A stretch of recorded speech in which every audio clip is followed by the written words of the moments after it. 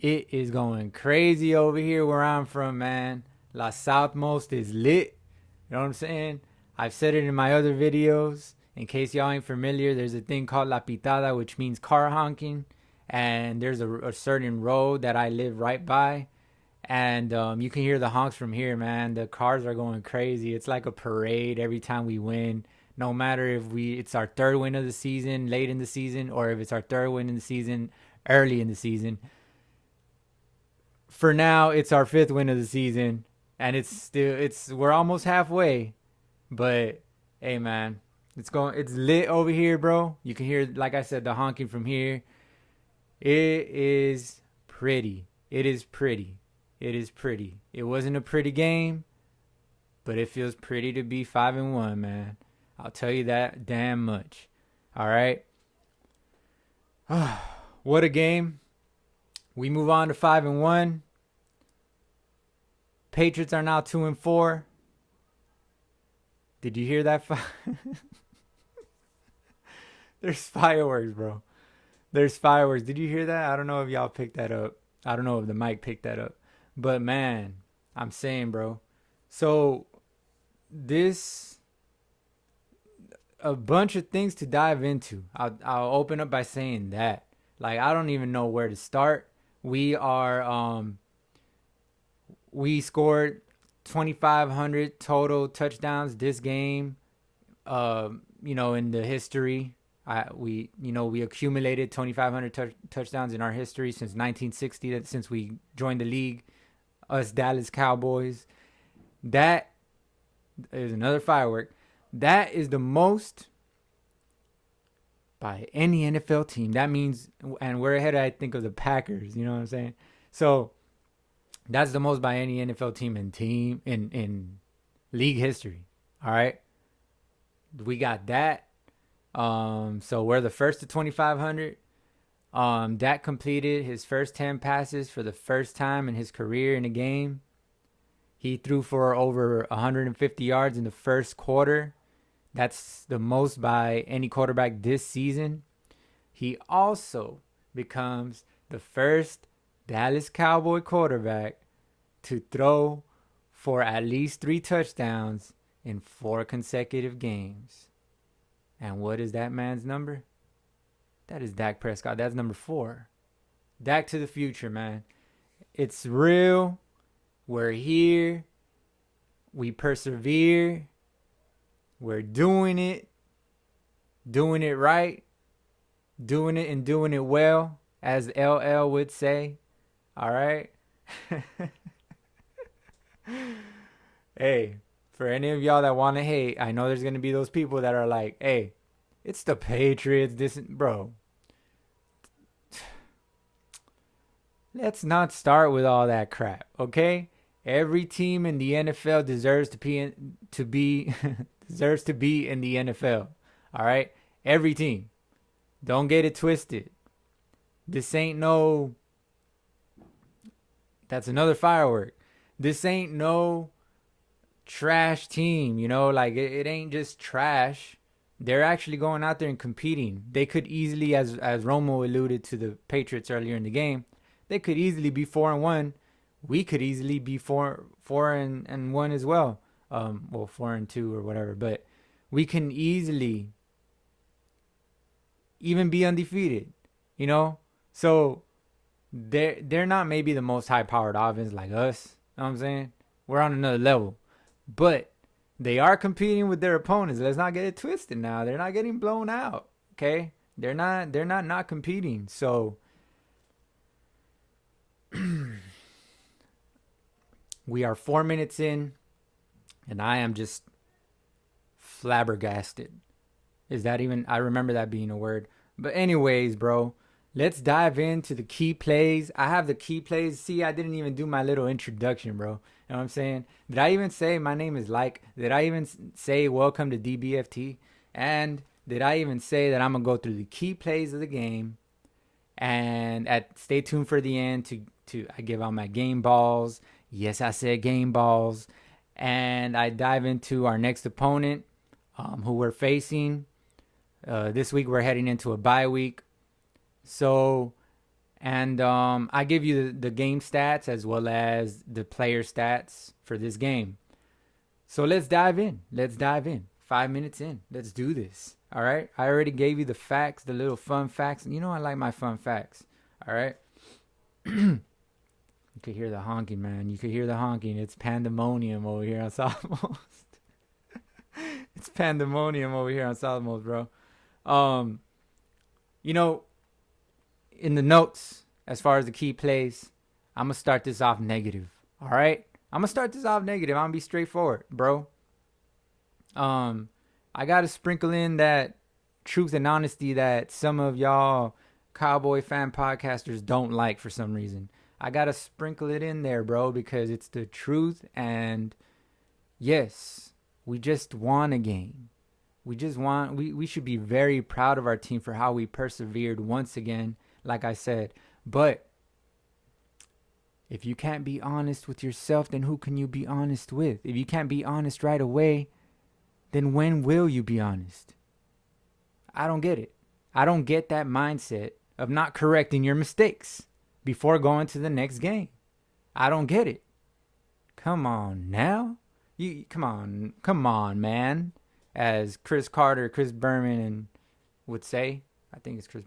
Anyway, so first key play is our first drive of the game, bro. Here we go again, going for it on 4th down at our own 30-yard line? What? Punt the ball, bro. McCarthy. Punt the ball, bro. Punt the ball. That's all I'm gonna say, bro. Like I sound like a broken record. And if y'all are familiar with my podcast, with my Cowboys podcast, y'all know I hate going for it on 4th down. I don't know why you do it, bro. This whole game went off of that one play when early in the game, in our first drive, we decided it's like 13 minutes still left in the first quarter because you barely started the game. And you want to go for it on 4th down in your first possession at your own 30-yard line, bro?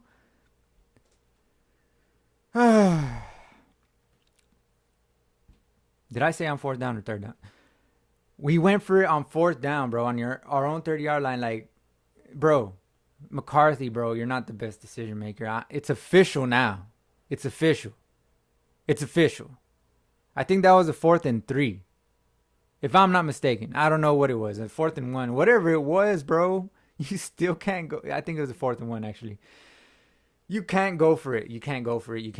All right? You just can't go for it, bro. You got to punt that ball, bro, and trust your defense. Our defense is going to take away the ball. We get momentum if we punt the ball because now we have them at their own 30-yard line, right? Backed up. You think Mac Jones is about to drive it on us in the first possession of the game? I don't think so. They haven't scored. Where's that stat, bro? They had not scored in the first quarter in the last three games. Second first quarter touchdown in last 14 home games. Second first quarter touchdown in last 14 home games. For the Patriots, bro. They weren't going to go and score on you, man. They weren't going to go and score on you, bro. Like, I don't believe it. Obviously, you believed it because you chose to go for it. That's showing no confidence in your team overall, bro. That's showing, yeah, sure. No, it's not really showing confidence in the offensive side, bro. It's showing cockiness. And that's bad. That's showing that you're arrogant. That's bad, bro. You don't want to be arrogant. You want to be smart. All right? So from now on, just I hope you learned your lesson, Mr. McCarthy, because against the good teams, we can't do this. Against the good teams, against the above 500 teams, which, no, they were 2 and 3 before we beat them. But at least against the 500 teams and up, You can't be doing this crap. All right? Especially not against the ones that are like 5-1 like you, or 4-2, or you can't do it, bro. You can't. You just can't. Let me just all right. Let me just, I've been saying it all season. I'm just saying. I'm just saying. They did not teach us a lesson, bro. The Patriots shouldn't have stuck around with us. Like I said, they're an NFL team. But they shouldn't have stuck around with us. That's facts. We're too explosive of an offense for them to be sticking with us, bro. They don't have a lot of key players in their defense anymore. Gilmore ain't the same as he used to be. Was he even in the game? I don't even know, because he's not Gilmore anymore. Like, he's not the same dude, bro. Is he number 2 now? Or who's number 2? Because CD Lamb caught on his ass the last play of the game for the win. When he did this. that was beautiful, bro. That was beautiful by CD. But anyways, let's stop going for it on 4th down. Yeah, so they get a 20-yard run right off the bat as soon as they get the ball, since we turned over the ball right at the 30-yard line. Then he gets a nice pass to Smith, the tight end. Then they rush in the Wildcat formation, which is on tape. And we couldn't stop it. It's on tape. Like, you should have known what was coming. Like, I don't get it. I don't get that either. They just scored easily. Like, they just ran that play, just bolted right through, bro. Like, that, I mean, just because you study something doesn't mean you could stop it. But you got to show more effort than that, bro. You got to show more effort than that. Just like they showed effort in stopping our passing game for, not really stopping it, but slowing it down, halting it a little bit. We got a lot of penalties and whatnot. You know what I'm saying? Like, yeah. And by the way, we had a lot of penalties, and I'm going to go through that too. Let's go down the plays now. So they scored 7-0, right? That's in the first quarter.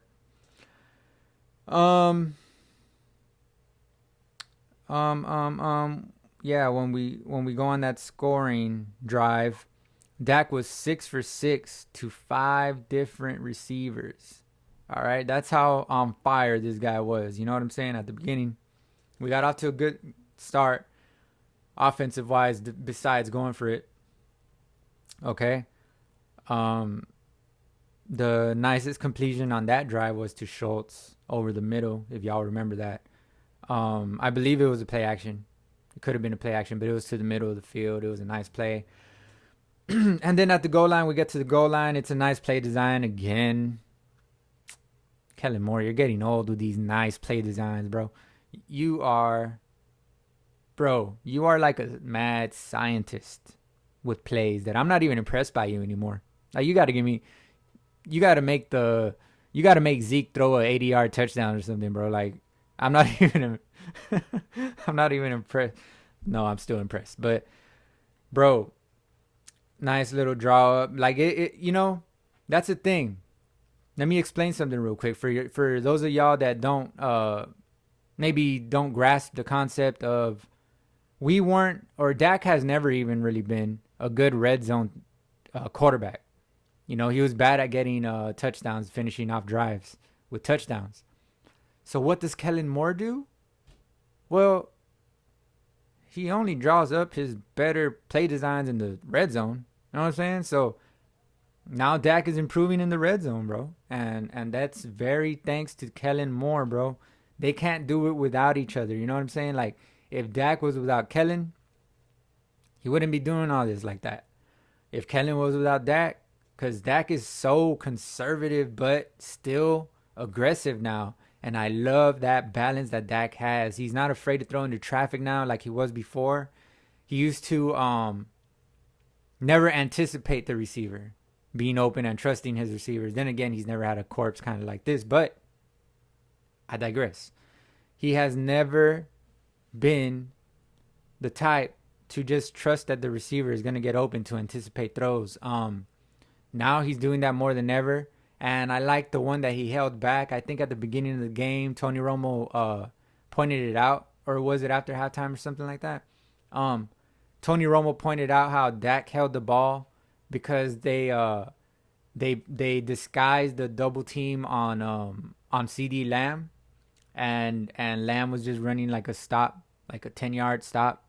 You know what I'm saying? Comeback little stop thing, and you know, Tony Romo pointed out how they disguised the double team on him because the guy that double teamed him, he double teamed him underneath, and the corner had him over the top.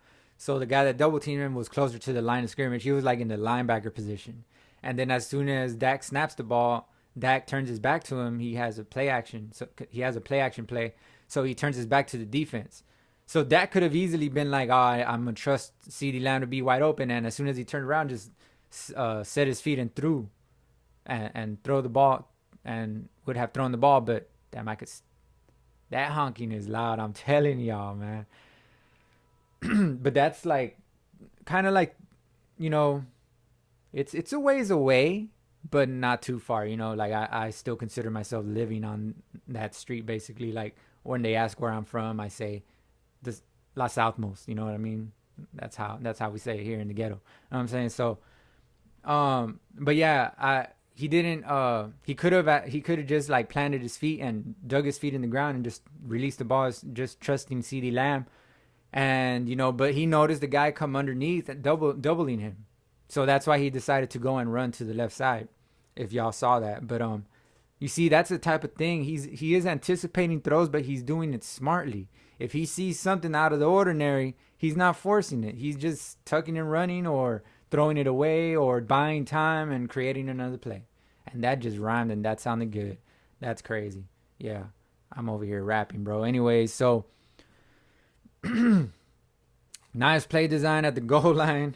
I digressed very much, but hey, it's all in the fun. You know what I'm saying? It's all in the fun of maybe you're picking up stuff. You know what I'm saying? Like, by the way, a lot of shit that I say, bro. See, I'm saying it right after the game, and I say it in my other videos too. But now more than ever, they're saying a lot of stuff. Now that I'm actually kind of trying to say things more, like give my intellect more. I'm more aware of that now. like I'm saying right now, like I'm talking about Dak.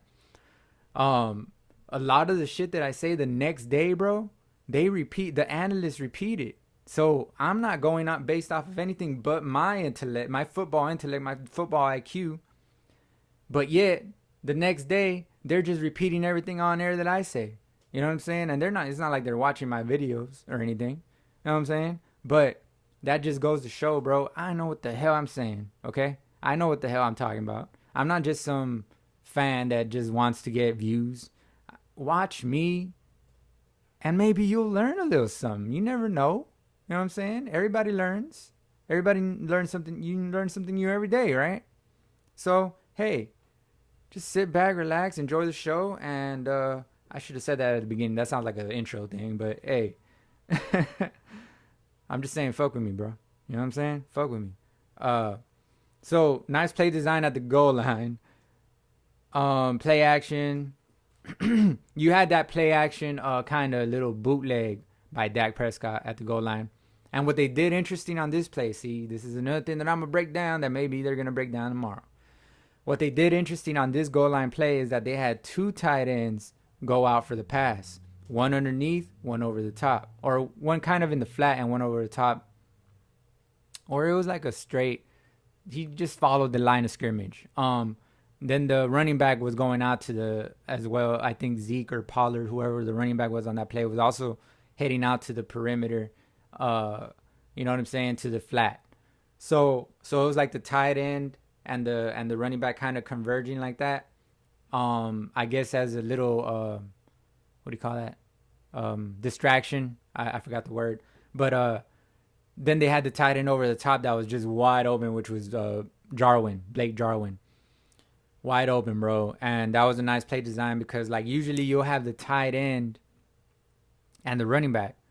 And I believe there is a receiver there. I can't, it's off the top of it's my memory. You know what I'm saying? So, that this was the first touchdown of the game. You know what I'm saying? Or what was this? Yeah, our first touchdown of the game. So this was early in the game, and I'm just trying to memorize it. You know what I'm saying? I don't have the plays, to look at. So, but the play design was with two tight ends. That's a little wrinkle right there, because you don't usually have two tight ends when you're rolling out on a kind of bootleg, play action bootleg type thing. You don't usually have two tight ends out, and then another receiver or running back that was out there. I forgot if it was a receiver or running back.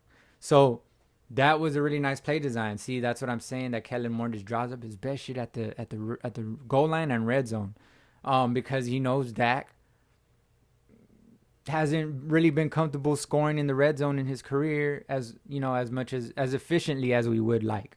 All right, so let's just put it that way. And yeah, like Kellen is just helping him out a lot, helping Dak out a lot in red zone efficiency because of the things he draws up. He's using our weapons. We're not just saying like we used to. We're not just lining up in the shotgun and being like, hut, and doing a little play action that looks like a run option and then throwing the ball. Like, we're not doing that easy crap anymore. We're wrinkling. We're throwing some wrinkles in there, bro, that maybe we ran it last time, but this time we did it a little different. And it was still a great play design because it's the same blueprint, except you go to a different target.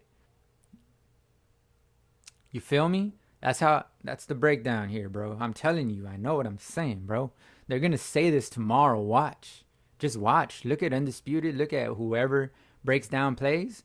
Baldy breakdowns.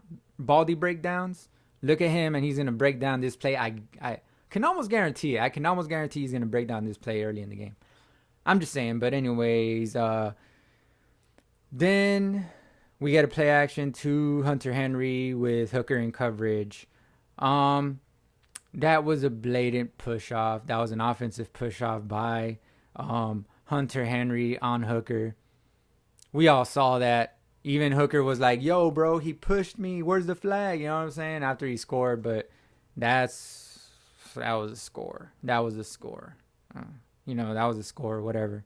But that was a blatant push off. And then that turned it to 14-7. That turned it into 14-7 for them. They're up with 4:50 in the first quarter. All right. Don't mind my voice. All right. Don't mind my voice. I was screaming at the TV, bro. I was screaming at our Cowboys. I know they heard me. All right. Cause they corrected shit. All right. I know they heard me. We know they hear us. We know. All our voices at the same time. So we go for it on 4th and 1 again. Man, that honking is loud. I'm telling you, bro. I don't know what the hell that was. But yeah, I don't know if y'all hear that, man. That's crazy, bro. It's going crazy over there. I can imagine later in the season when we start playing the division games, you know what I'm saying? That's even more fired up. And of course, this game was fired up because, hey, we had a kind of come from behind win, even though we gave up the lead. But we had a come from behind win, and it was a comeback drive and everything. You know what I'm saying? So missed field goal, then we come back and like dig the field goal to tie the game, and then you know what I'm saying? Then we come back and just throw that sweet. I'll get to it. So go for it on 4th and 1 again. We barely get it with Zeke. He went to the left side and it wasn't there, so he decided to go all the way to the corner, turn the corner, and he barely got that, bro. But he got it. Thanks to Zeke with his extra effort, bro. With his will to get that. All right. And then after nice play design, so we did that play, that 4th and 1 play. That came after 3rd and 15. Yeah, 3rd and 15 where we went empty backfield. And this is another little breakdown here. All right. I don't got the play with me. You know what I'm saying? I'm not gonna put the play on the screen or anything like that. That's maybe in the future, but you got a 3rd and 15. Nice play design. Bunch formation on the right side, and I think you got 4 receivers. The 3 head up field for like verticals, kind of, and then Cedric Wilson breaks off goes to the left, towards the left side of the field, and he's kind of wide open. So Dak just has to kind of, little dump off to him. It's not really a dump off, but you know what I mean. He just, right there wide open, and Cedric almost got the first down, bro. That was another nice play design. 3rd and 15, bro. Like, that's a hell of a play. Like, you almost got that first down easily. But he was stopped just a yard short. But thankfully Zeke had, the presence of mind to go kick it out and get that first down, because that run would have been stuffed if he would have stayed true to the run, where he was supposed to run to.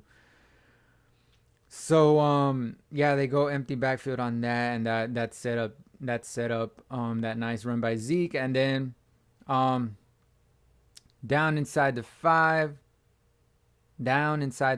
with nice throw to Wilson. But this becomes a consistent theme throughout this game. For some reason, we just decided, hey, y'all want to like commit a bunch of penalties this game? Yeah, man, let's do it. We just decided to do that, bro. I don't know what like, it seemed like they were just taking turns, and they agreed to it before the game. Like, hey, bro, yeah, let's do it. Yeah, I'm down, bro. Like, what the hell was that about, bro? You had hands to the face on Tyron Smith. You had holding on Biotish. You had holding on Zach Martin. You had false start by Connor Williams got in a couple times, right? If I'm not mistaken. Did Steele get in on the action? No, maybe. Jesus Christ. Like, what the hell, bro? Yeah, so you get a nice 50-yard, throw to Cedric Wilson, getting him involved, you know what I'm saying? Getting his little confidence up, and he ended up dropping a couple passes, but we're not going to probably talk about that. I don't know. But you get a nice little 50-yard play to Wilson, bro, and it's called back because of a hold by Tyron Smith gets called by for hands to the face on this one. This was the play Tyron did. So now we're back at our own 40-yard line. 40-yard line. 4-0. Yeah. So that takes away. See, every time, and that's the thing. In this game, we shot ourselves in the foot. Every time, most of the time that we got a good play, we got a penalty, bro.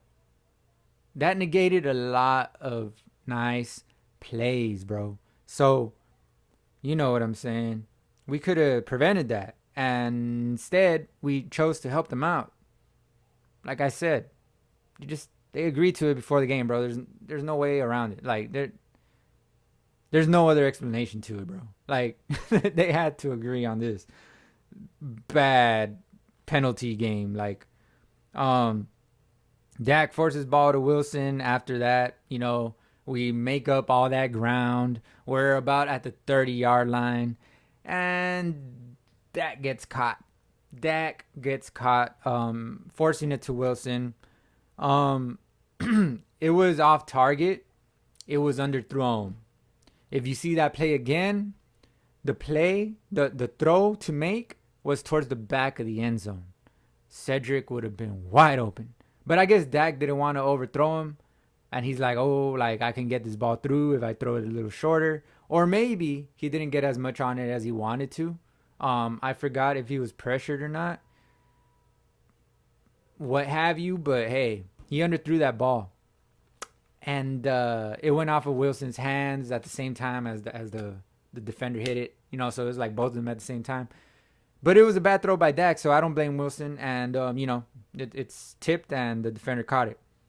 But it was severely underthrown.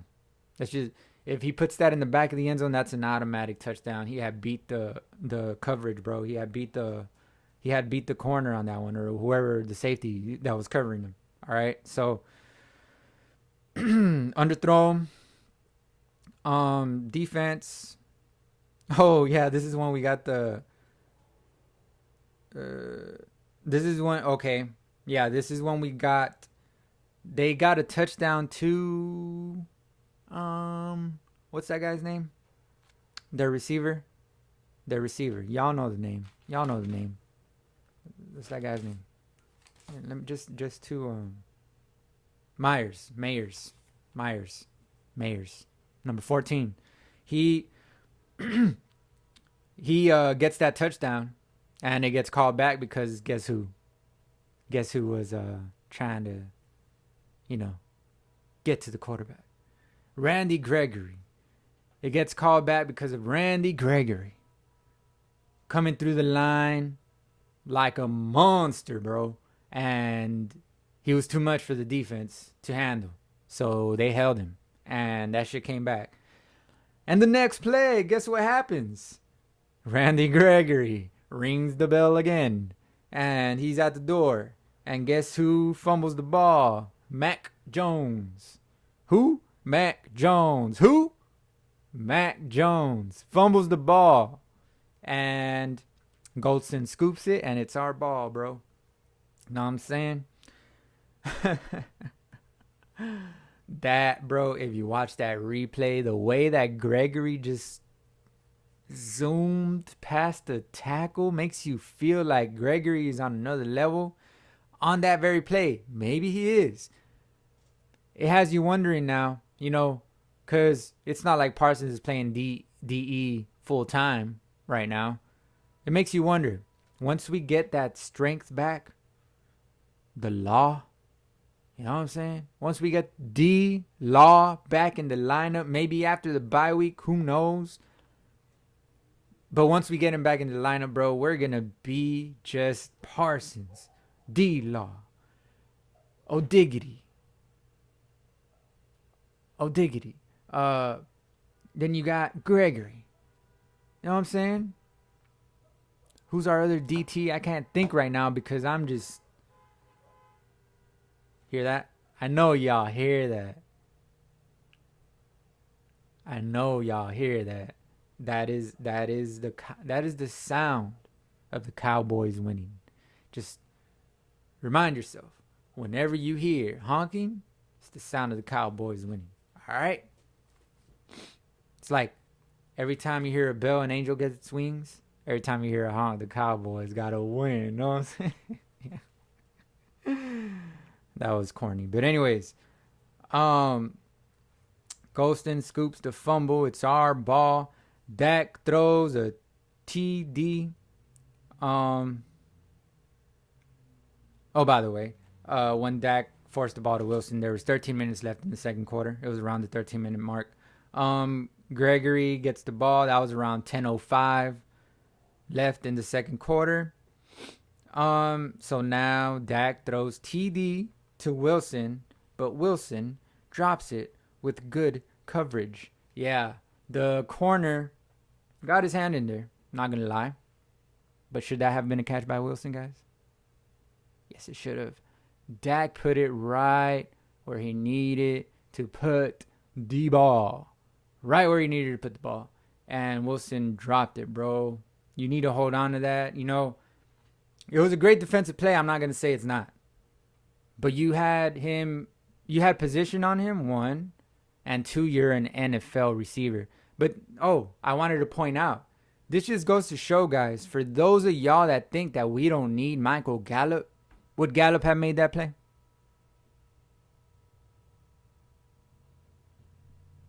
Yes, he would have. All right? I felt like Blue's Clues there for a second. I wanted y'all to say, yes, he would have. You know what I'm saying? Like, yes, he would have, bro. So, for those of y'all that are confused or something, that don't remember how good Michael Gallup is, go back and watch his highlights of catches that he makes, bro. That's an automatic catch for Michael Gallup. Gallup may drop the easy ones. Now, let's not get it twisted. Maybe he drops an easy one every now and then. But when it comes down to mossing him up, he's gonna moss him up. All right? we do need Gallup back. Make no mistake about it. All right. And will we keep him for the future? It's not looking good for him. You know, it's not looking good for him because of all the people we need to sign and whatnot. So, but hey, Gallup makes that play. This just goes to show, Wilson is good for a play or two a game. But once you start going to him consistently, it just shows that he's really a third to fourth receiver. That's what he is. All right? That's the difference between a solid number 3, a decent number 3, or a number 2 that's playing number 3, which is Gallup. He couldn't even be a number 1. Let's not get it twisted, guys. All right? CD and Coop are pretty much number 1 receivers. All right? Gallup is not far from that, bro. He's not far from that, all right? But Gallup is more of a number 2. But think about it. If we got a number 2 at number 3, for those of y'all that ain't getting that terminology, that's the first receiver, the second receiver, the third receiver. Okay? So if you got a 2 receiver playing at number 3, which is Gallup, and then you got 2 number 1s at 1 and 2, man. So that just goes to show, we need Cedric back at wide receiver 4, and we need Gallup back from injury at wide receiver 3. We need him. We need him, bro, for this to have a better not only structure, but to have a better just oiled machine. We need Gallup in the lineup, bro. We need Gallup in the lineup. Make no mistake about it. Mark my words. All right? Mark my words. And Gallup is as tough as they come. You know what I'm saying? He's as tough as they come, bro. Also, make no mistake about it. All right? So, for those of y'all that ain't appreciating Gallup, that are saying, hey, why don't we trade Gallup this season so that this and this and this and that? Stop talking about that, bro. Are you serious? Shame on you. Okay? He is homegrown, first of all. If anyone should be out the door, it should be Coop. All right? So, if anyone should be out the door, it should be Coop. Period. I don't want to hear nothing about Michael Gallup should be traded and shit, bro. What the hell is wrong with y'all? What is wrong with y'all? Do y'all have no loyalty to your homegrown players, bro? We drafted Gallup. We drafted CD. All right? We didn't draft Coop. Coop is a solid receiver. I'm not going to lie. You know what I'm saying? He's probably the best route runner in the NFL. But you're telling me that Gallup can't improve? You're telling me that CD can't improve? Gallup hasn't hit his ceiling. Neither has CD, bro. CD's barely getting started, matter of fact. It's only his second season. Gallup is more like on his 4th season, 5th season. What is he? But yeah. We want Gallup, bro. We want Gallup. Let's just say that, okay? And by the way, Gallup has this extra thing where he can moss people. Coop doesn't, as you saw in that one play, Coop doesn't really have that ability to moss people. He can leave them in the dirt a lot because his excellent route running, but he doesn't really have that ability to moss people. If you go check out the highlights on both of these dudes, you're going to see way more mosses by Gallup. Tell you that much, okay? So, hey, stop depreciating, I think that's the word, Michael Gallup, all right? Let's appreciate him, bro. So, yeah, as soon as we get him back, we'll be right. We'll be just right, like Goldilocks, all right? So, yeah, Gallup catches that. And then, so, defense. Oh, that was with about 13 minutes left. Did I mention that? Defense now. No.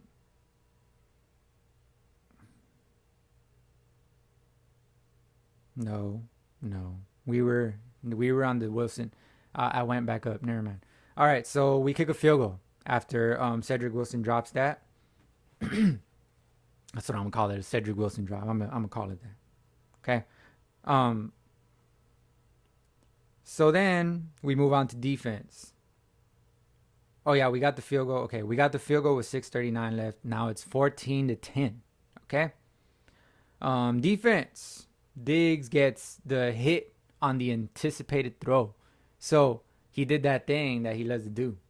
That thing, that skill that he has, that he's eyeing the quarterback. Even in man coverage, whatever coverage he's in, he's always eyeing the quarterback. That's a special skill, guys. All right? Most DBs, they lose the sight of the quarterback when they're in man coverage. But Diggs is just on another level. That's how he gets his picks. He reads the quarterback, which is kind of why he got burned on that one play. Which, by the way, he should have jumped. By the way, he should have jumped. He could have jumped on that play. But maybe he didn't think he had an angle or something. I don't know. Maybe he was on the wrong foot and he couldn't jump. It happens down the field, maybe he just misstepped. You know what I'm saying? Kind of like when NBA players also do layups off of their wrong foot sometimes, and it looks awkward. But that's just because they misstepped, but they can do it like that. You know what I'm saying? So I don't know. I don't know what it was. He just didn't jump for that ball. But we'll get there. But anyways, he gets the hit on the anticipated throw, bro, and that was a third down. Now comes in the Gifford play, the block punt. That was an awesome. They saw something on tape, whatever it was. I think Romo mentioned that on the live game coverage. They maybe saw something on tape and they drew up something. You know what I'm saying? Even though the New England Patriots, they said they had one of the best special teams in the NFL. Our coach John Fossil, he's one of the best special teams minds according to most people. So he just drew up this punt block scheme that got Gifford right through, bro. Untouched it. Like the ball hit his face mask. That's how good it was. Like it didn't even hit he stretched out his hands, but it hit his face mask. That's how good that was. So that was a nice little block punt. We got the ball in our, in deep in their territory. Maybe like at the 20-yard line or something.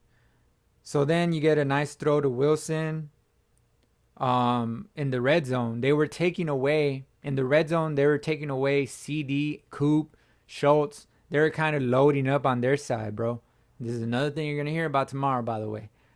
They were loading up to their side to kind of prevent them from, I don't know what exactly they were doing. I'm not going to lie, you know what I'm saying? I'm not a defensive schemer analyst or something. I don't know. But, I can see sort of basic things, a little more than basic. I would say a little more than basic, but they were just trying to take away Wilson. Romo, when they were in the red zone and on that same play, Romo pointed out how this play is going to CD Lamb, and I'm like, no. He said, all right, they've been going to Wilson because they've been I forgot what he said. They've been going to Wilson in the red zone. They haven't thrown to Lamb, Schultz, or Coop in the red zone. They've only been going to Wilson or something. And I'm like, in my head, I'm like, that's because they're taking that away. And then Romo said, but watch, this play is going right to Lamb. And then in my head, I'm like, no, why would you go to Lamb? Keep going to Wilson. He's beating that. He's going to beat that one-on-one coverage that they're giving him because they're trying to take away everything else. Wilson is your best bet. And sure enough, they went right back to Wilson, bro. Got us right inside the 5, I believe. Right inside the 5. Nice throw away. Oh. Nice throw to Wilson. And leaving Wilson in the red zone. Yeah. They were leaving Wilson one-on-one in the red zone. So now you get inside the 5 or whatever. We run a couple times. We get down to the 1. So this was the play where, once again, they cheated us out of a touchdown. It was almost eerily. I said this last week a couple times. Some plays were just eerily familiar. Like that one Cedric Wilson toe tap swag on the sideline that was almost identical to the one that he caught but was out of bounds the previous week. This quarterback sneak was almost identical to the one against the Giants that they didn't count for us, which was a touchdown, by the way, in the Giants game. It was a touchdown. The top angle shows it. So now, what is this top angle going to show? That's what I want to know. Once again, they're going to do it to us again. Where's that top angle when they're reviewing the play, bro? That's what I want to know. Can anyone answer that, bro? Like, where is the top angle when they're actually reviewing the play after the play happens? They don't use the top angle till later. Because as you can see, they didn't give us that top angle then when the actual fumble happened. Then they gave us the top angle. Because on third and goal is when we got the touchdown. That they didn't have the top angle, so they didn't count it because they couldn't see from the sides. That's common sense. You're not going to see it from the sides. There's a whole bunch of people, bro.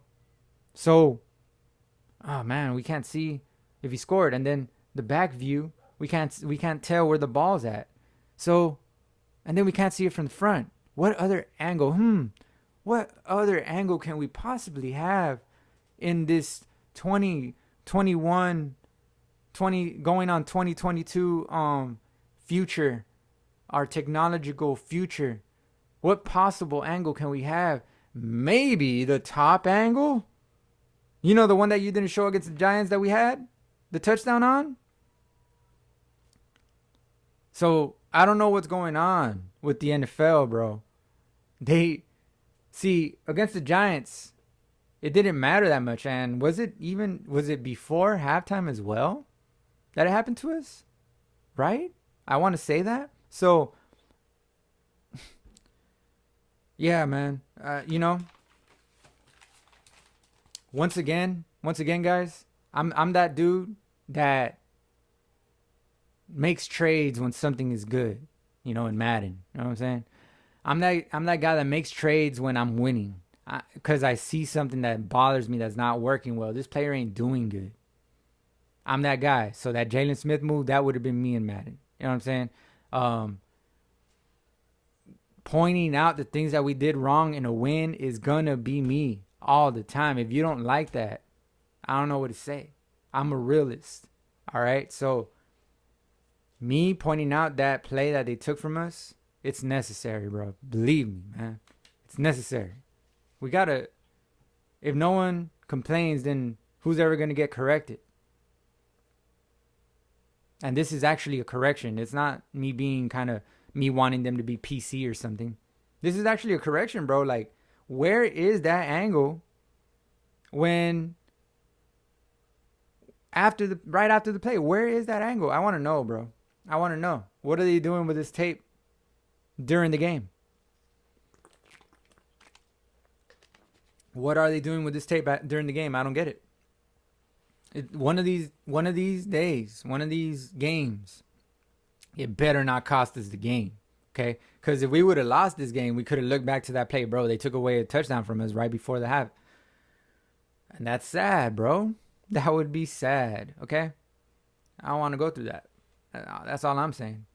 So, now,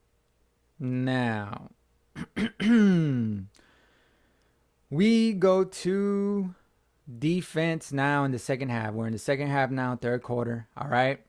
Gregory gets big second sack on third down. That was a big sack. And, second one. And, man, Gregory played his ass off. Tell you that much. And he had a couple more pressures. If y'all saw, he had a couple more pressures. It wasn't only those 2 sacks. And then he just went away. No, he kept coming, bro. He could have had more than 2 sacks. And then at this point, I wrote down, it's not surprising me that we're trading.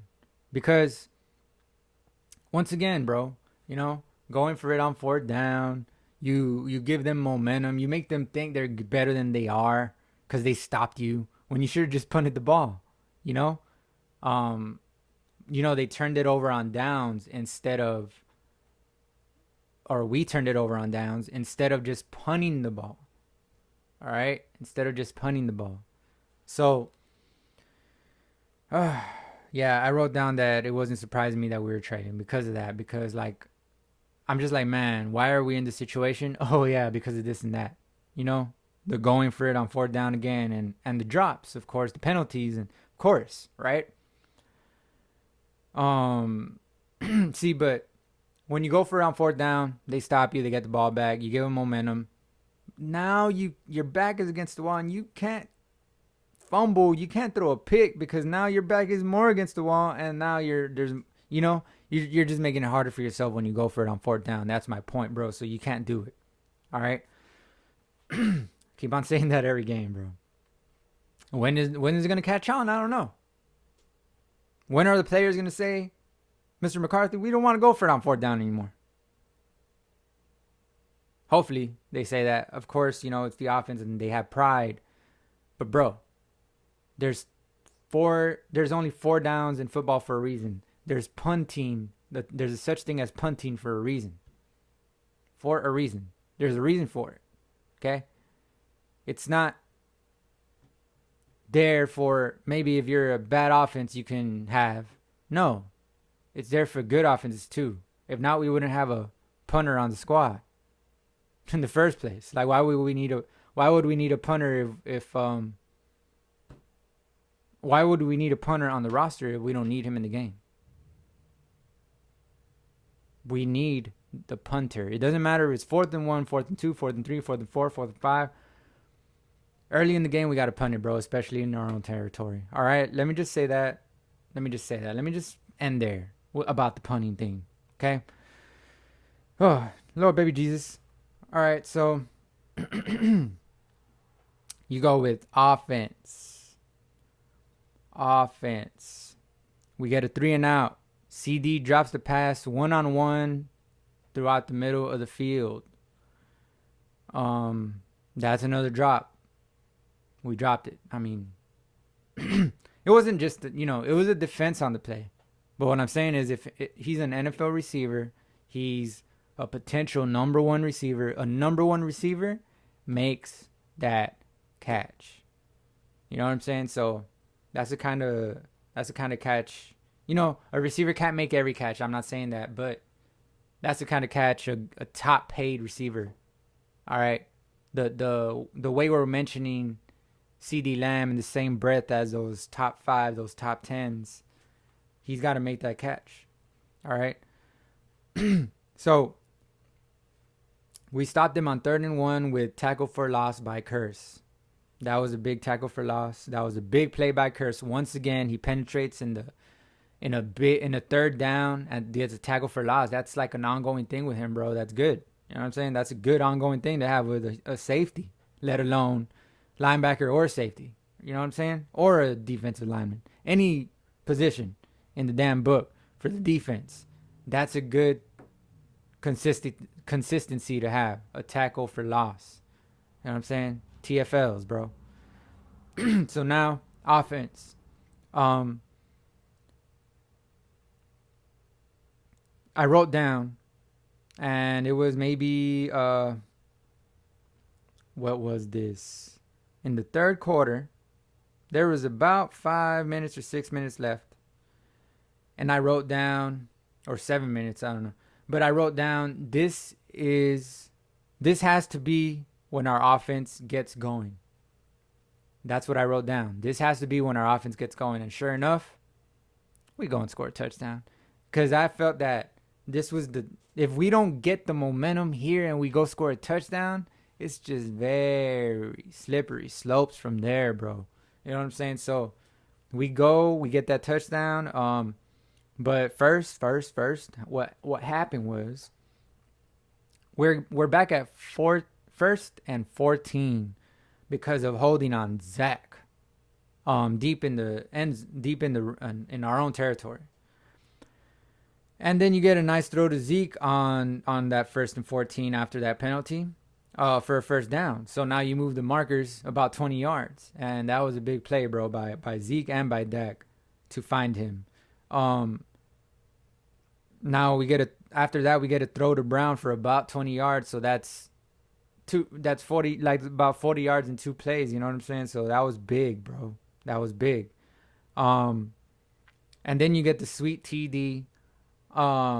on the fade route to CD Lamb, the little back of the end zone.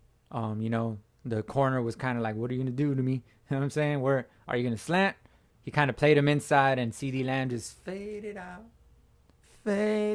to the outside towards the back of the end zone, and bam, we get our 25th 100 touchdown in NFL history, in team history.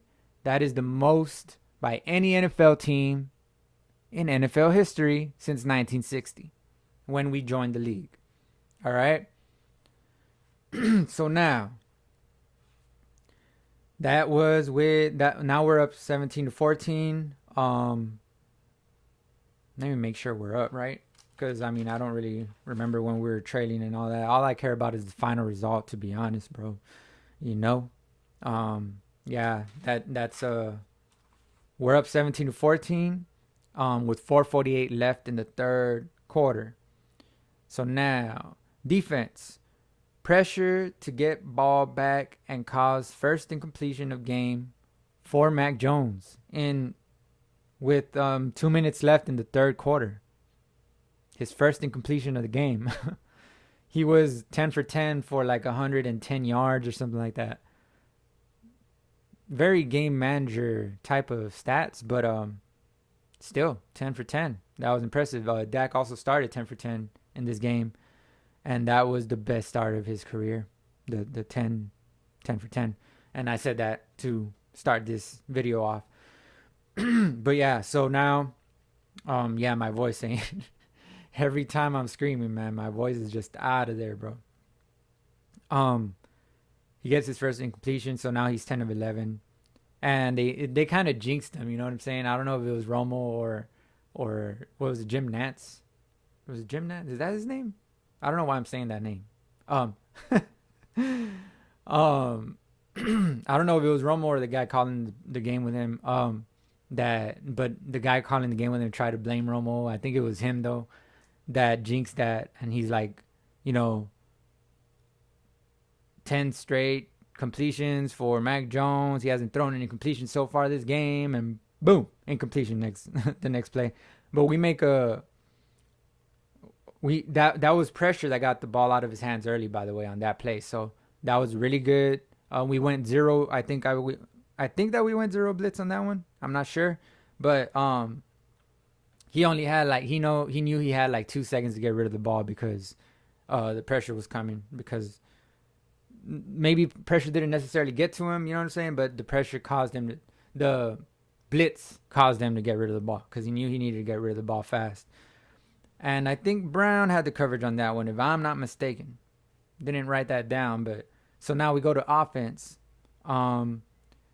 We get field goal after being stalled in the red zone. So we had a iffy red zone take right there. And now it's 20-14. And here's where the drama begins. Okay?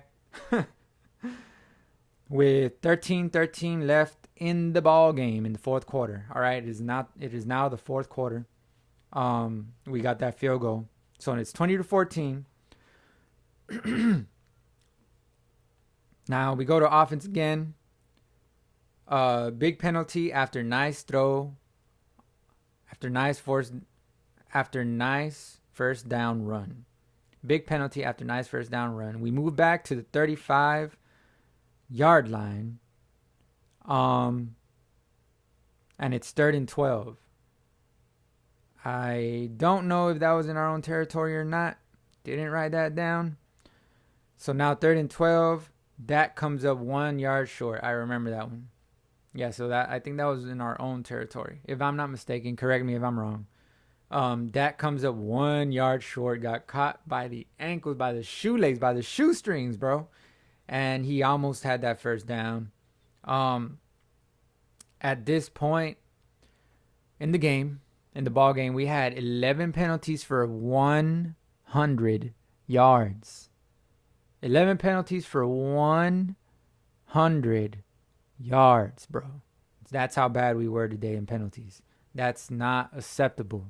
I don't know what it was. Maybe the crowd noise. You know what I'm saying? It's an away game, and And Foxborough, you know what I'm saying, has one of the loudest crowds. So maybe that was it. But hey, I don't know.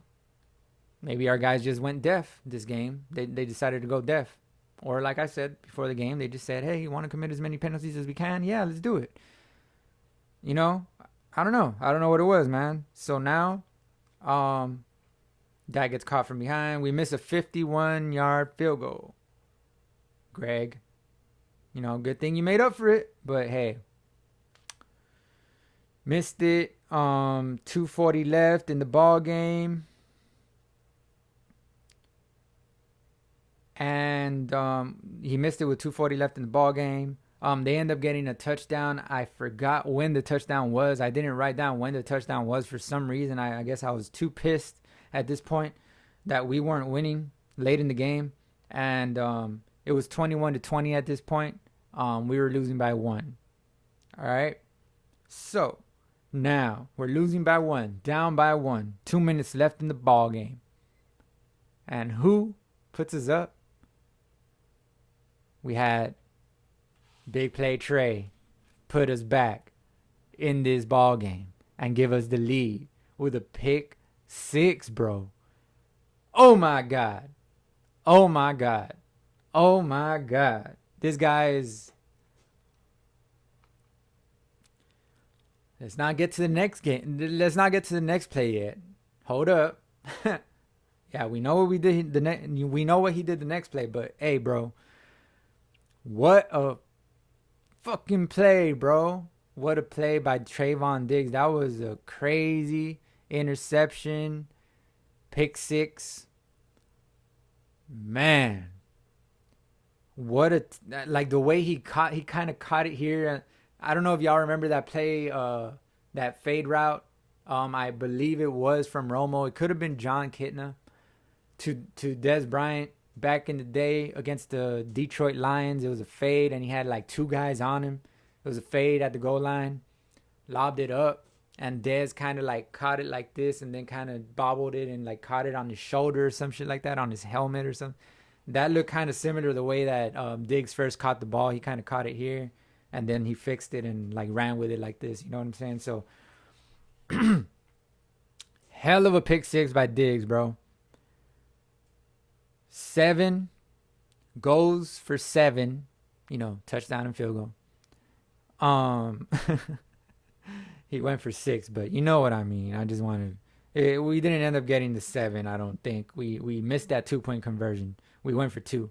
But you know what I mean. 7 goes for 7, and that was his 7th pick.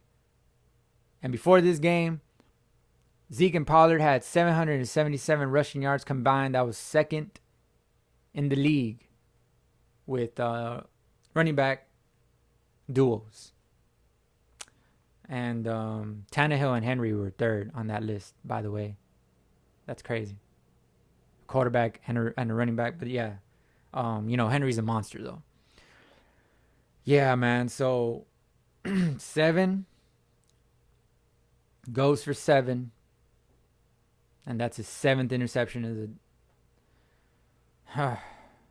Going into the bye week, that means he buys himself a week. You know what I'm saying? So next week is going to be everyone's, or most of everyone's, or you know what I mean. It's going to be the 7th week of the season. So he can sit out that week and not make a pick and still come back next week, make a pick, and he'll still be there, bro. He'll still... But he has the lead, I believe. The next closest person is like 4 interceptions or something. They ain't fucking with him, bro. They ain't messing with him, bro. He has... Trayvon Diggs has more picks. Mind you, there's 32 teams in this league, right? There's 32 NFL teams, right? Trayvon Diggs has more picks than 27 different NFL teams.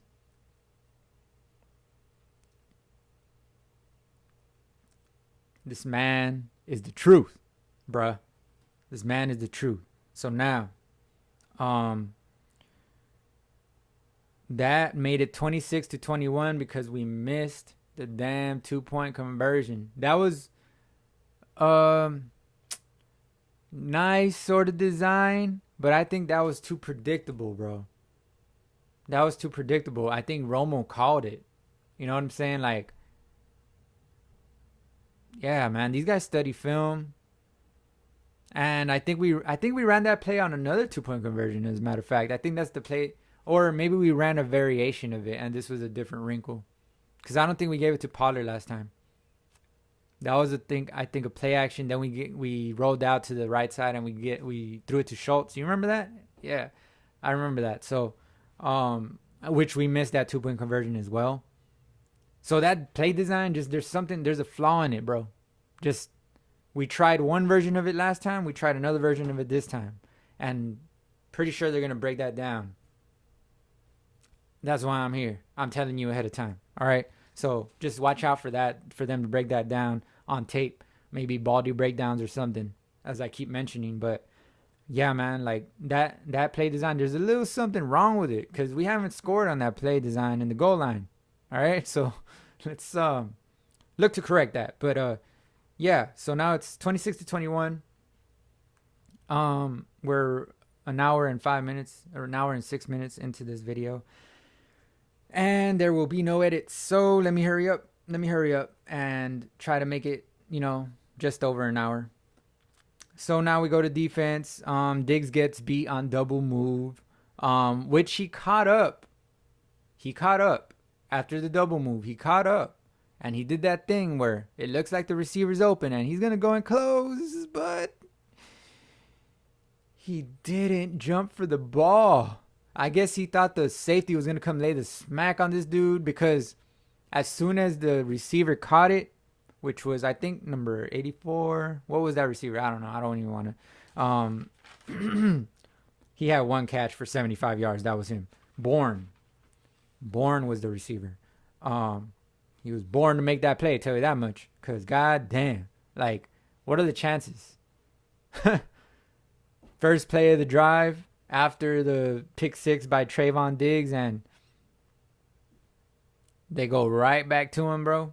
And this play, bro. And I was thinking this last week.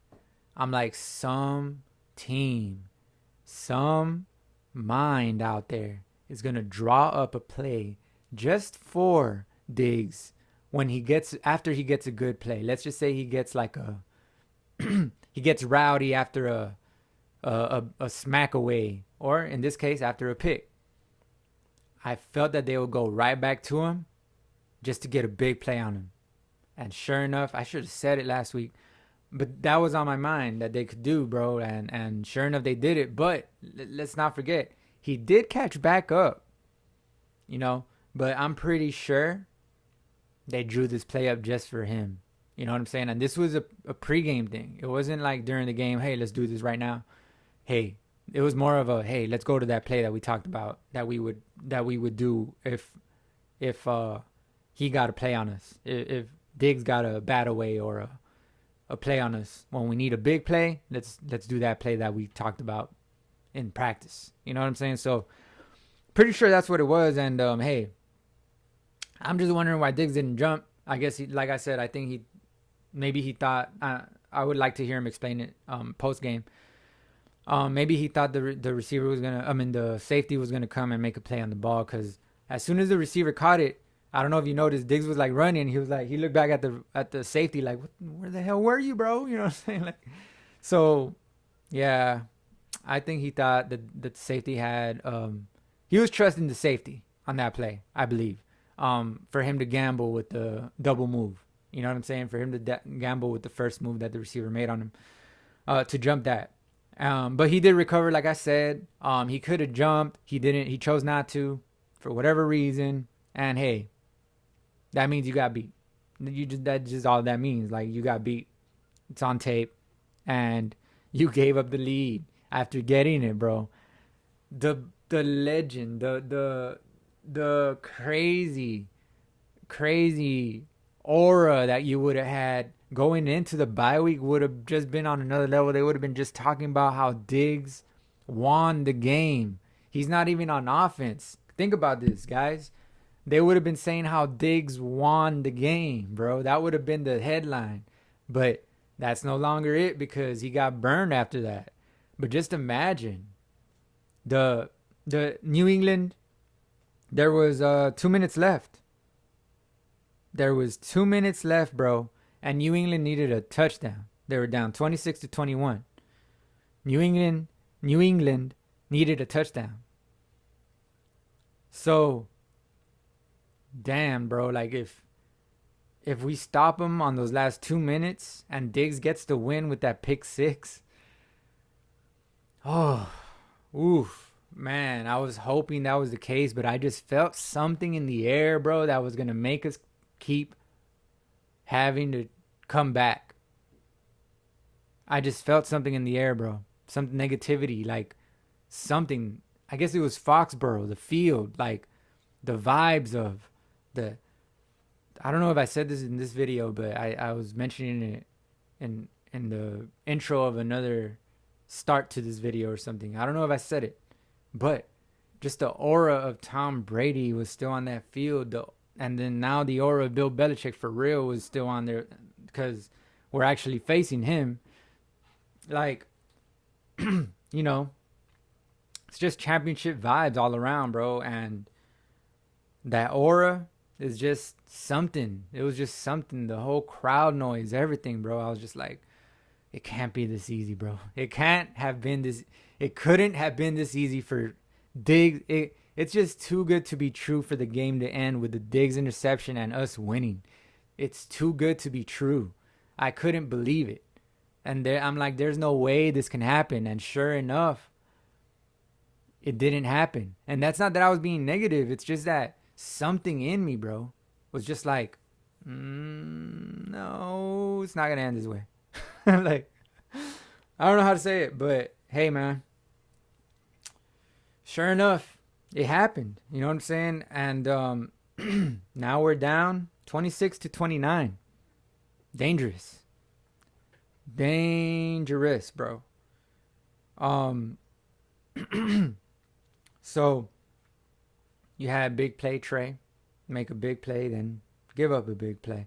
So now we're on offense, and I was thinking, why are we not trying to get in field goal range before we attack the end zone?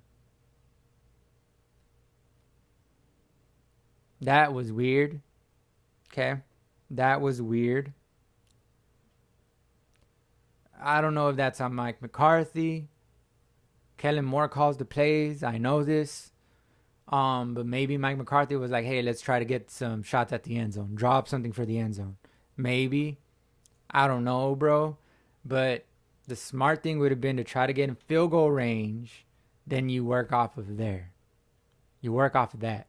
Once you get into field goal range, you could take shots at the end zone. If you're not in field goal range, why are you taking shots at the end zone? You only need a field goal to tie it. You know what I'm saying? Like, it would be different if we needed 4 points like they would have needed 5. Because they were down 26-21. That is 5, right? Yeah. Right. I'm bad at math. So that would have been different if we were down by more than 3, but we weren't. We were down by 3. So we could have tied it with a field goal. That means you get in field goal range. Then you take shots at the end zone from there. But in this case, we were just taking shots at the end zone. We just said, fuck it. You know what I'm saying? And just took shots at the end zone, bro. So I wrote down throwing deep for no reason. Of course, there was a reason to try to win the game. But if Coop doesn't bat that ball away, that deep one, what do you think happens? They end the game with a pick. So that wasn't too smart. I'm just saying. I just had to point that out. My realness doesn't let me be fake. My realness doesn't let me hide stuff, guys. So if y'all want to listen to someone that hides stuff, go and listen to them.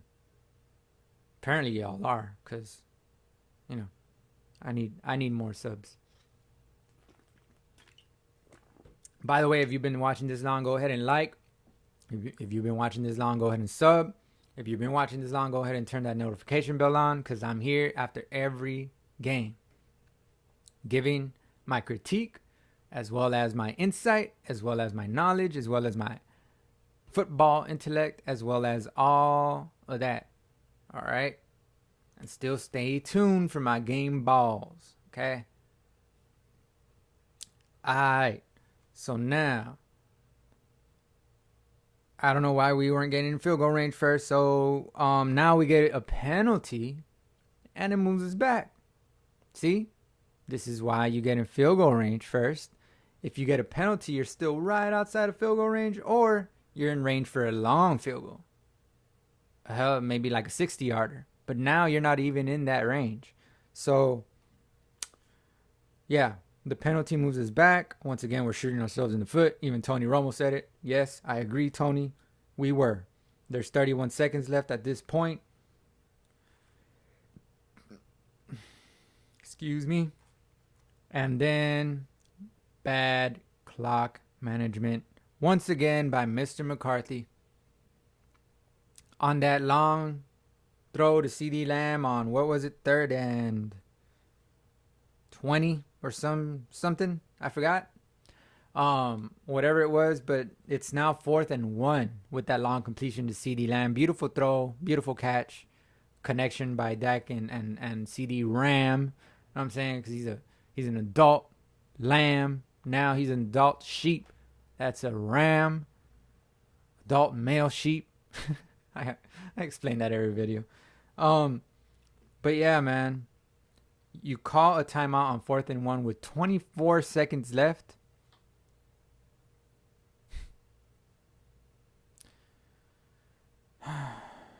It's 4th and 1. Why are you calling a timeout? Unless, like Romo said, unless you're going to for sure go for it. That's a different story, but you weren't going to go. Come on, bro. If you go for it in that situation, you're just going to get fired after the game after we lose. If you go for it on 4th and 1 with the game on the line when you can get it, when you're in field goal range and can tie the game, you're just going to get fired after that. There's no ifs, ands, or buts about it, bro. There's no way. Like, so it's 4th and 1. You call a timeout after that CD Lamb completion. Why? With 24 seconds left, I don't know. Maybe because he's a Kobe fan and he wanted 24 seconds on the clock and he said this one's for Kobe. But that's the only thing I could think of. Not a smart decision. So after Greg the leg makes the kick, there is still 20 seconds left on the clock. They get the ball back with 20 seconds left on the clock. They can get a long play and get in field goal range, and hey, they can beat us. Thankfully, that didn't happen. So now, we tie the game with that field goal. Thankfully, we make that field goal. At this point in the game, towards the end of the game, we had 12 penalties for 115 yards. Man, that is crazy. Crazy. So now, defense, we get big stop. There's a bad throw by Jones on 3rd and 3 after we go 0 blitz. And I believe earlier in the game I had said how he got rid of it quick because we went 0 blitz and he knew the blitz was coming. We went 0 blitz. That's when there's no safety. It's just all man-to-man across the board. And we just bring everyone else that's not covering anybody on the rush. So, on the blitz, so that means that's cover 0, right? So, on 3rd and 3, we go 0. Mac Jones targets Brown, which is a good decision because Brown has been known to give up plays, and hey, we got away with one. For real. The refs really bailed us out on that one. They missed a big call because Anthony Brown got hands to the face of the receiver, bro. And we are lucky to have not gotten that play because all the momentum was heading towards them. If they get that play, if they get that call, pretty sure they go and beat us. Maybe they go and kick a field goal. Maybe we come back and score a touchdown still. But, bro, the momentum switches drastically on that play if that happens and if they get a field goal. So, because the game's not over, they kick a field goal first because they need to kick a touchdown to end the game in overtime. So, yeah. We go cover 0, and thankfully they didn't call that hands to the face on Anthony Brown. It was good coverage, solid coverage. You know, but he could have gotten that call. And but yeah, other than that, it was pretty solid coverage. He was right there. I don't think the receiver really could have gotten the catch, but who knows? He didn't get the catch anyways. And now we go on to offense. 29-29, OT, last play of the game. Sexy.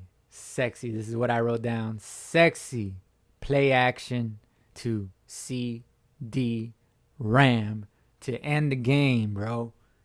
They went right back to that play that Tony Romo pointed out earlier, that they ran to Noah Brown with the play action, and they bring Noah Brown all the way across the field, and they were going to try to throw it to him, but they didn't, or something like that.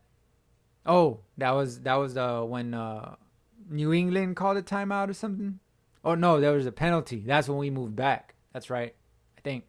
So then we went back to that play at the end of the game to end the game, the last play of the game. So, but we did it to Ram this time. Ram on the play action. Ram came all the way from the left side, all the way across the field, dragged all the way across the field, beat the cornerback easily, bro, easily. Who is number 2 for the Patriots? Let's find out. I gotta find out because I want to know who got burned on that play. So let's go to the stats. All right, let's go to the stats. Let's go to the number 2 is Mills, Jay Mills. Okay, so he got beat on that play. He beat him easily. And then, because of his saltiness, once CD Ram got it across the goal line, because he was staring right at him as he was running. Once CD Ram got it across the goal line, Mills' salty ass wants to go and push him out of bounds. So CD gets up after he falls down, and he says, "Bye," and he smiles at him. Bye, bitch. Yeah, that's right. Bye. So now we get a bye, and we say bye-bye to the New England Patriots, 35-29. That's the end of the game. We move on into the bye week, into the happiness of our win. We are now 5-1. The Patriots are now 2-4. And I said that at the beginning of the video, but that doesn't matter. So now it's time to go to... Do I do the game balls first or do I do the stats first? That's a good question. Let's go to the game balls. Ready for the game balls? I'm ready for the game balls. All right. Game ball number 1. I'm going to say this. Could have easily, I'm going to say it, could have gone to Dak. And I feel kind of strange for not giving it to Dak, but I just want to have my own thing. You know, I don't want to do what you think I'm going to do. But still, this player deserves it, nonetheless. But I was going to go with Dak because he had another 400-yard game. You know what I'm saying? 445 yards to be exact. Throwing the ball. By the way, I was going to mention this earlier at the beginning of the podcast, but this game we rushed the ball 31 times. And we passed the ball 51 times. So this is the first game all season that we win on Dak's hand, basically. On Dak's arm. So this is the first game where we don't win while running more than passing. We passed more than we ran. This is reminiscent of week 1 versus the Tampa Bay Bucks. Where Tom Brady is now at. And Dak threw it 50, 50. Forgot how much. I think it was 56 times, man. It seemed like a lot. It seemed like a lot. It was a lot. I remember it was a lot. But yeah, I don't know where the hell my notes are for game 1. What the hell? Where did I put them? Yeah, well,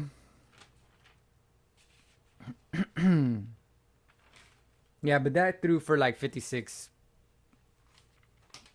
50 threw the ball like 56 times in that game. I forgot what it was. 53 times. Could have been 53. But anyways, he passed it 51 times this game. But I could have gave the game ball to him on offense. I chose not to, but it was, like I said, his 4th consecutive game with at least 3 touchdown passes. That's the first time a Cowboys quarterback has ever done that. First time in Cowboys history. And he did complete his first 10 throws of the game, which was a record for him, a personal record. He had never done that in his career. And the 150 yards in the first quarter, that was the most by any quarterback this year in the first quarter. So he did have, his game. Yeah. But I'm going to go ahead and give this to CeeDee Lamb because I've been giving Dak every game ball. And it's getting sickening. That guy is he's too good. He's just the MVP. But in this game, I'm going to give it to CeeDee Lamb. 9 catches, including the catch of the game. 149 yards, 16.6 a grab, okay? And 2 touchdowns. Yeah. He had that fade in the sort of beginning of the game. And then he had the statement touchdown, the bye-bye, known as the bye-bye on Foxborough turf. Okay? We said bye-bye. That's how good that was. So that's how good that performance was. So he gets the game ball on offense, and Dak doesn't, even though he had a remarkable game, but he's been having nothing but those so far this year.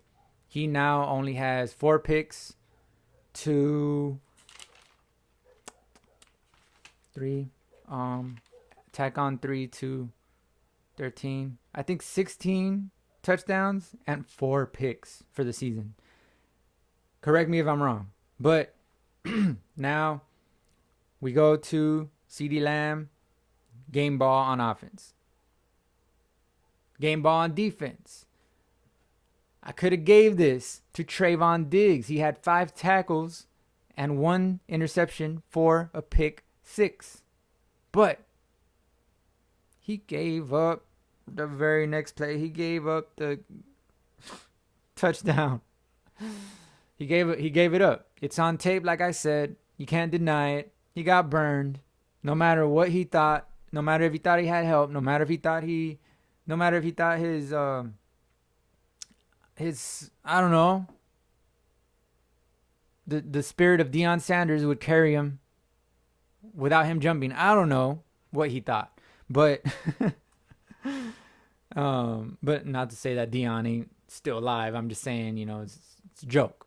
Okay, it's like the spirit of Tom Brady was still on the Foxborough turf. You know what I'm saying? Like, they're still alive, but they're still well and kicking. You know what I'm saying? But yeah, like, he had a great game. 5 tackles, 1 interception, pick 6, crazy play. If he would have won the game, if that would have been that, and he doesn't give up the next play, he's hands down the player of the game, bro. But I'm gonna give this to Randy Gregory with the sack, fumble, 2 total sacks, and 3 tackles. Gregory, that's what we need from you, bro. Remember, you said Parsons had 10 sack potential, and I pointed at you and said, so do you, and I want to see it. Well, that's what we need more of. 2 sack games, bro. That's what we need from you. All right. So whether D-Law is back, whether he's not, you need to do your best shit and keep on getting 2 sacks a game. So you get the game ball, son. And stop saying that Parsons has 10 sack potential when you should say that you do. All right? So we all know it. And now we know it.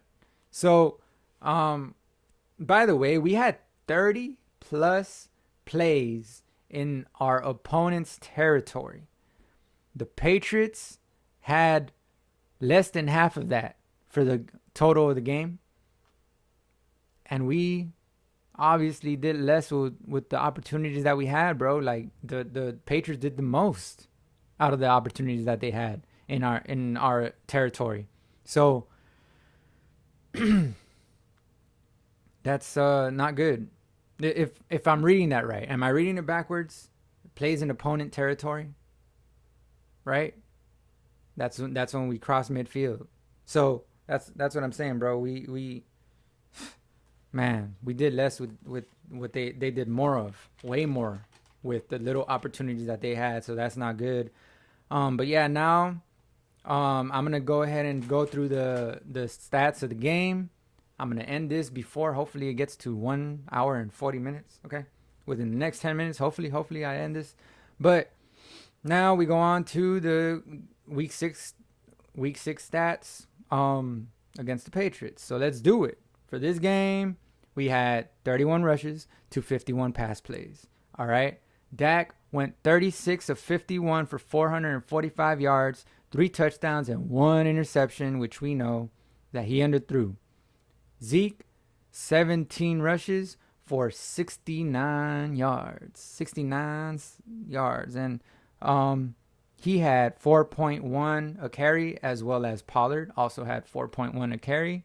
They matched on that, but Pollard had 10 carries for 41 yards. So that means if he would have gotten 7 more carries, he would have probably equaled to 69 yards, which we would have loved. 260, you know? And Zeke also had 7 catches for 50 yards and 7.1 a catch. So he did good in the air. Pretty good in the air, too. Now, CD Ram, player of the game, I already said 9 catches, 149 yards, 16.6 a catch, and 2 touchdowns. Y'all already know that because I just said it. Dalton Schultz had 5 catches for 79 yards, 15.8 a catch. Coop had, and you heard it in the stadium once again, no matter where we're at. Coop. Y'all hear it? Coop. Y'all hear it. 5 catches for 55 yards, 11 average a catch. 11 yards average a catch. Noah Brown kind of did his little thing. You know what I'm saying? He had two catches for like over 20 yards. 2 catches for 47 yards, 23.5 a catch. He did it. He did his thing. All right. You know, 2 catches, but still, you know, his number was called and he answered. He rang. Someone rang the bell and he answered. Right? That's how you say it. Okay. Wilson. Mr. I want to drop passes now. 4 catches for 42 yards, 10.5 a catch. All right. Trayvon Diggs had 5 tackles, 1 interception, 1 touchdown.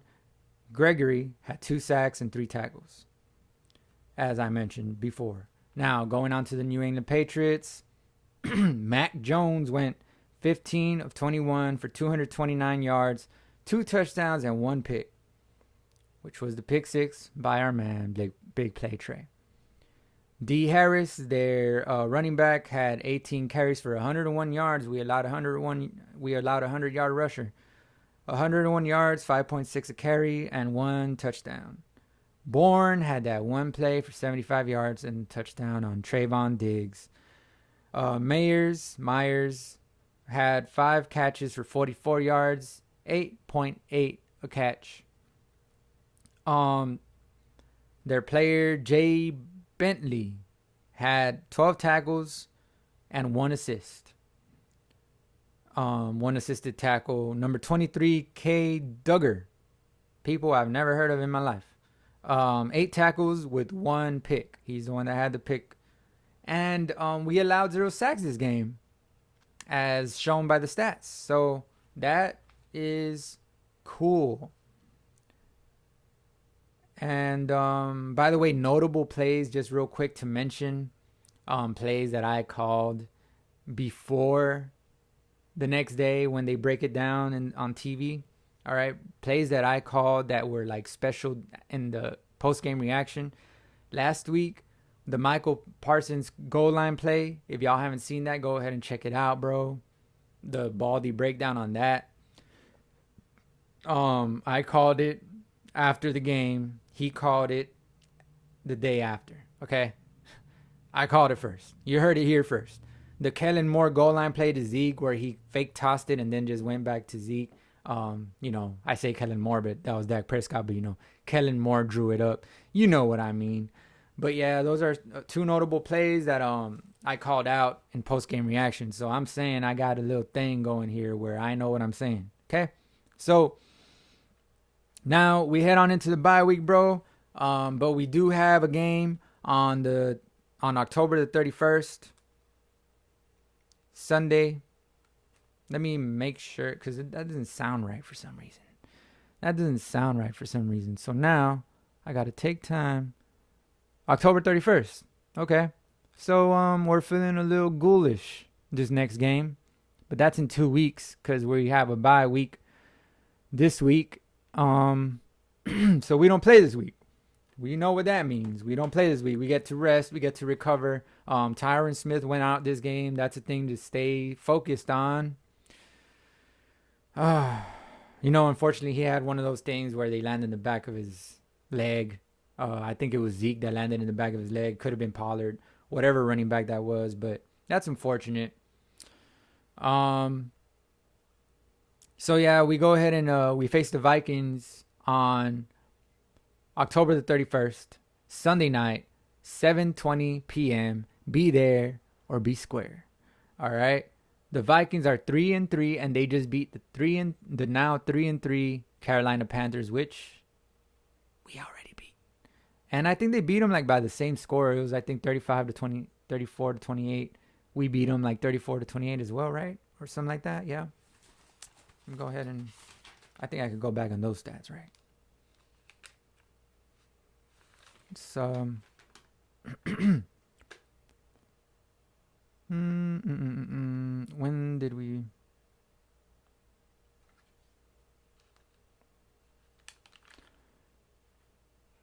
So I'm just yeah, we beat them 28-36, and then they lost this week 28-35. If I'm not mistaken, 28-34, something like that. I don't know, but yeah, it was kind of similar score. So now, we go on. Our next game, like I said, against the Vikings. Yep, they're 3-3. They just beat the Carolina Panthers, which are now 3-3, and it is looking good for us, guys. We are sitting pretty at 5-1 going into the bye week, and hey, there's nothing much more to say. I don't think. Oh yeah, let me go through the stats really quick. The actual team stats, okay? The box stats, is that what it's called? All right. So total yards, we had 567 yards, bro. There's no excuse for winning in overtime. We should have won this game handily, but we didn't. They had 335 total yards to our 567. 567. Another coincidence. All right. So passing yards, we had 445 to their 215. No competition there, bro. Jesus. Rushing yards, they had 120. We had 122. They had 120. That was really similar right there. Yards per play, we had 6.9. They had 6.7. Crazy. First downs, we had 32, they had 17. See what I'm saying? We were moving the ball more, bro. We just did less with it. Third down and penalties. We'll see. We'll see the penalties right now. Third down efficiency, we were horrible. 3 of 13. No wonder, man.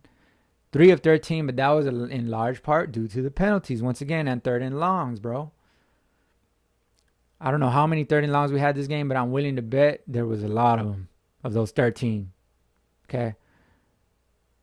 Probably half of those were third and longs. And they were 3 of 9. In third down efficiency. Fourth down efficiency. My favorite stat. I say that sarcastically as hell. We were 2 of 4 on fourth down efficiency. They were 0 of 0. See? That's why they stayed in the game, because they played smart. I knew I had a point there. I just couldn't. I had to kind of freelance that one. Ad-lib, if you will. But yeah, we had a total of 82 plays. They had a total of 50. That just goes to show, bro. We did way less with the ball than they did, with the littler, fewer opportunities that they had. So now we allowed 0 sacks. They allowed 2, both by Randy Gregory. That's why he's the player of the game. Punts.